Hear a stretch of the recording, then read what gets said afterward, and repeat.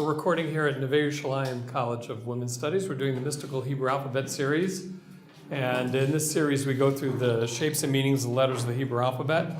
We have the only language that we believe is God-given. All of the languages are man-made. So in other languages, letters have no inherent philosophical meaning. They're shapes that represent sounds. In Torah Hebrew, every letter is a concept. Aleph means something, Beit means something, Gimel means something, Dalet means something, and so on and so forth. So the shape has to do with the meaning of the letter, and the mathematical value, the gematria, also has to do with the meaning of the letter. And yesterday we were working on the letter Dalet. We said Dalet was the letter of simple physicality, right? That's why the root of the word Dalet is Dal, simple or poor. And we went over the shape of the Dalet as well. So what I want to do right now is a little bit more on the idea of Dalet. And that is that if you want to find out more about letters of the Hebrew alphabet, where do you look? So there's some very good Torah books in English that discuss the alphabet.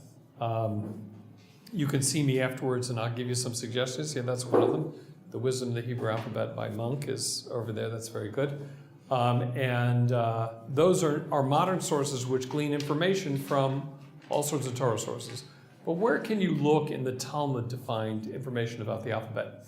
And the answer is there's a Talmud tractate that deals with Shabbat, the laws of Shabbat, how to keep Shabbat. And in this tractate of the Talmud, there actually is a very tiny section about the letters of the Hebrew alphabet. And if you read through this section of the Talmud, you'd think you're reading like one of these description of a jump rope rhyme, you know, like my name is Arnold and I come from Alabama and I sell apples. And you're thinking, wow, you know, the Talmud's so complicated, the ideas are so deep. What in the world is this kind of description of the alphabet doing here? In other words, it says Aleph Beit, Aluf Bina. Aluf means learn. We did that actually when we did the Aleph class. Aluf means learn. Bina is a type of wisdom. So Aleph Beit, learn wisdom. Gimel Dalet, Gomel Dalin. When we did the letter Gimel, we talked about how the idea of being Gomel means to give over, to bestow, to like the world stands on Torah, Avoda, and Gimilut Chasadim. To be Gomel means to give over. So, and Dalet we did yesterday was the letter of physicality, but the root of the word Dalet was Dal, which means poor. So if you go back to this section of the Talmud Tractate Shabbat, and it's going through the alphabet, it says Aleph Beit, Aluf Bina, learn wisdom. Gimel Dalet, Gomel Dalin, give to the poor. So can you hear the jump rope going? Aleph Beit, learn wisdom. Gimel Dalet, give to the poor. Hey Vav, you know, and on, it goes through the alphabet. So what I wanted to do is focus on Gimel Dalet, give to the poor. Right? Why does it say Gimel Dalet? In other words, if you want to understand something more deeply about the letters, there's something about Aleph that has to do with learning, something about Beit that has to do with wisdom. Gimel must be giving, and Dalet must have to do with the poor. So you could say, well, let's graphically look at the letter Gimel and the letter Dalet. If we look at the letter Gimel and the letter Dalet, Gimel is sort of shaped like a person who's going to go do something, right? If you can imagine these as legs, so Gimel looks like somebody who's about to go do something. And if Dalet, the root of the word Dalet is Dal, which in Hebrew means poor, so maybe you could envision the Dalet like a poor person. The Gimel is a person who's going to go do, right? He's headed this way, like this. And the Dalet, let's say he's bent over in his poverty. It's somebody who's very poor, he's bent over. And then if you use your imagination, it could be that this little part right here is his hand going backwards because he needs help. He's poor. He needs a handout. And therefore, Gimel Dalet, give to the poor, in terms of shape, looks like somebody who's going to go do something. And then maybe the poor person who's bent over in his poverty, it's so intense, and he's got his hand held out backwards. And that's interesting shape-wise because we do have an idea in Judaism that when you give tzedakah, when you give charity to somebody, you should embarrass them, and therefore it's better if they don't know who the giver is. So giving anonymously is a higher level giving than giving to somebody's face, because the next time they see you, if you help supported them, they might feel embarrassed. So when the Dalet's facing away with his hand backwards like this, so it does have the idea that maybe he's not looking at who his giver is. You follow the graphics here? And that's obviously a nice insight into Kimmel Dalet. But you see, the Talmud tractate Shabbat, if it's going Aleph Beit, learn wisdom, Kimmel Dalet, give to the poor, is probably not trying to teach you about how to give tzedakah to poor people. Because that's not the goal of this particular section of the Talmud. This particular section of the Talmud is not dealing with the mitzvah of tzedakah. It's trying to give you deeper ideas into the letters. So we have to relook at Kimmel Dalet, give to the poor, and figure out, okay, what's the Talmud really hinting at? Because if it wanted to talk about the mitzvah of tzedakah, so don't teach me the whole alphabet here, just teach me that you should give to the poor, and it's better if they're looking away so they don't see you, so they're not embarrassed. Okay, fine. I'm sure that's dealt with in other places in the Talmud. But right now, if we're getting deeper insights in the letters, what in the world is Gimel? What in the world is Dalet? What's hinting at? What's the Talmud hinting at when it talks about give to the poor? So based on our class yesterday, can you tell me what the Talmud is hinting at with the Gimel and what the Talmud is hinting at with the Dalet, if it's really not trying to teach you here about giving tzedakah? Do you hear the question? If we're trying really to learn deeper insights into the alphabet, and you were in class with me yesterday, on a superficial level, yeah, you should give tzedakah to poor people. But it's really talking Gimels and Daleds instead of the mitzvah of giving tzedakah. So if it's a metaphor, shift a little bit, say, okay, who's really the Gimel and who's really the Dalet? Everyone hear the question? Well, the Talmud is going through the alphabet. Aleph, Beit, learn wisdom. Gimel, Dalet, give to the poor. Hey, Vav, Zayin, Ches, whatever it is. And on it goes. Okay, so Gimel, Dalet is give to the poor. So I said, shape-wise, I could see that. Gimel looks like he's going to do something. Maybe the Dalet, since the root of the word Dalet is poor, maybe he's bent over in his poverty, he needs a handout. Okay, that's nice. If the Talmud is focused about teaching you about giving to poor people, that's not the goal of the Talmud. The Talmud is giving you deeper ideas into Gimels and Dalets. So what's the Talmud hinting at? We were going from like the upper 3 levels to the lower 7. Excellent. So what's the Gimel, what's the Dalet? Gimel is transferring from the higher world to the physical. Perfect. Good for you. Remember when Hashem hides himself behind 10 layers in the mask of creation during the first 6 days of creation to give you free will? Maybe he's in the room right now, maybe he's not. Those are the 10 layers that God hides behind. Do you remember this from yesterday? That even though there are only 6 days of creation, if you count up the statements of creation, let there be this, let there be this, let there be this, let there be this, it creates a mask of 10 layers. We call them the 10 sphirot. And our senses are wired into the bottom 7. So we perceive nature as cycling in 7s. And the upper 3 that hide God are more spiritual, and therefore they're harder to track within nature, even though those layers are here. I actually brought the example of the Da Vinci guy in the circle, where the bottom 7 would correspond to things he does, that guy does, but the upper 3 would correspond to his thoughts, and you can't see, smell, touch, and taste thoughts, even though they exist. So therefore, we have the upper 3 versus the bottom 7. And what we said yesterday was, Aleph represents infinite oneness. It represents godliness. Beit, we said, is the letter of connection or relationship. The connection or relationships are a concept. Gimel, we said, represents the fixing up of disconnection. We called it the rectification of disconnection. We did a class on that. So therefore, what we see is there has to be a place where you flow down from the world of ideas, the world of concept, the world of intellect, down into the physical world. And that was happening from 3 to 4. Remember we said that's why Dalet represents the doorway. It's the Dalet and the word Dalet are the same in Hebrew. It's the doorway, it's a transition between the spiritual and the physical. When the spiritual flows, it has to hit the physical world. We said metaphorically it's spread out east, west, north, and south. That's the 4 directions in which we live. remember? So therefore, that transition of spiritual to physical is what's going on from Kimmel to Dalet. Kimmel is step 3, Dalet is step 4. So that's what's transitioning here.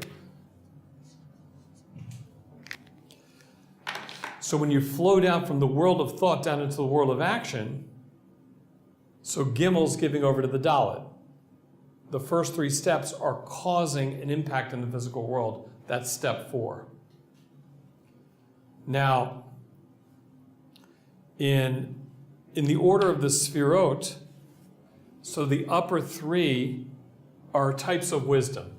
Keter is a crown, Chachma is a type of factual information, Bin is a type of making connections, but these are 3 types of wisdom. Step 4 is what we call Chesed.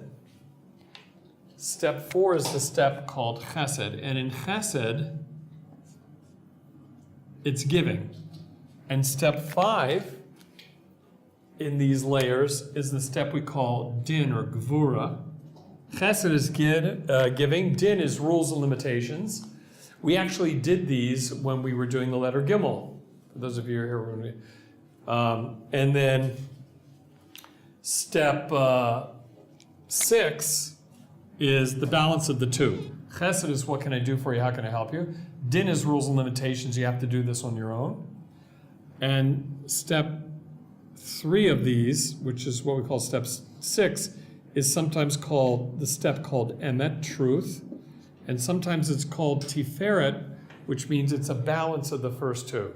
If your right side is Chesed and your left side is Din, and we did that when we were doing the letter Dalet, do you remember? Right side was Chesed, left side was Din.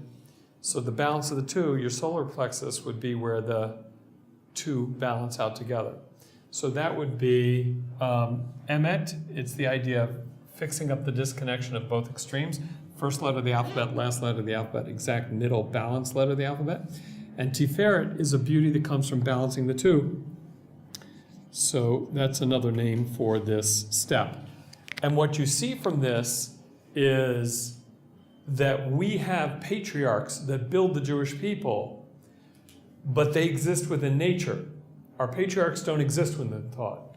So these 3 steps within the bottom 7, I forgot to write the word 7, within the bottom 7 are really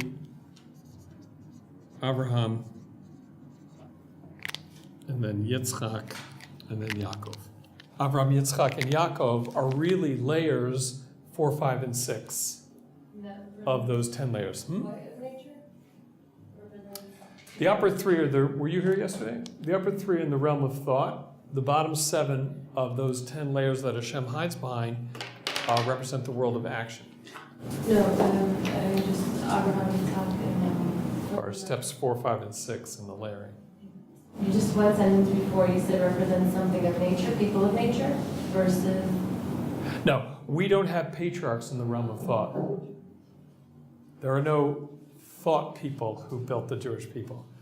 The building of the Jewish people is happening in the world of action. They're actually doing things.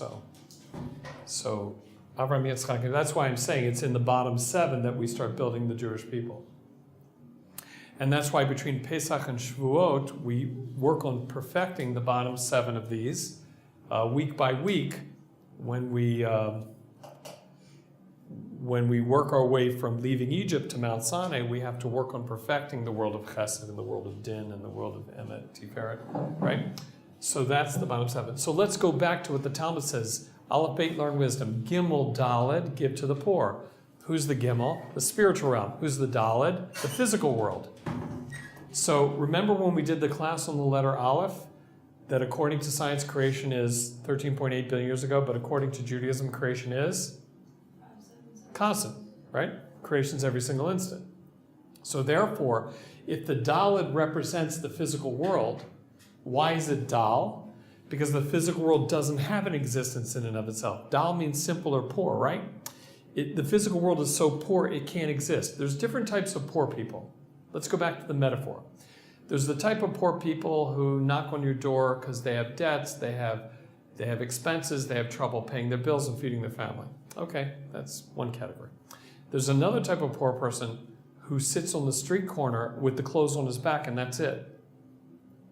So the first type of poor person, when you help them out, they go back home, they put your money into food for the fridge or whatever it is that they need to pay. But at least they have a place to go back to. But the guy sitting on the street corner with the clothes on his back, if you don't give him tzedakah, he dies. There is no fridge. Forget about debts. He just has what he's wearing. You follow? That's a much deeper level of poverty. So that's the physical world. The physical world has no independent existence. And therefore, the Kimmel, that spiritual flow that's giving over to the Dalet, has to be constant. Because the physical world has to be recreated every single instant. So when it says Kimmel Dalet, give to the poor, so if you don't give tzedakah, that poor person, if he's really poor, will die.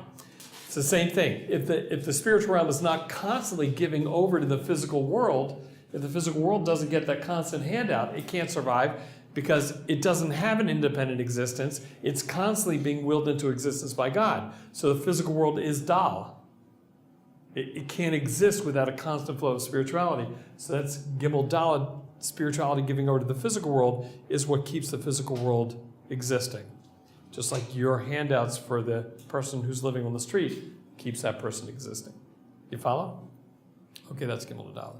So that means that if the spiritual is going to transition down to the physical, the spiritual is causing the physical to be able to thrive. Without it, if you cut off the flow, the physical just disappears. The physical world doesn't have an independent existence. It's constantly being willed into existence. Are you with me, ladies? So therefore, the Kimmel Dalet combination that exists in words in the Torah represents the idea that spirituality is causing the physical world to become better or greater or exist. So if you look at Kimmel Dalet combinations in Torah words, you'll see that Torah words that have spirituality flowing into the physical causes the physical to become greater. Let's take some easy words to see that. Let's take the word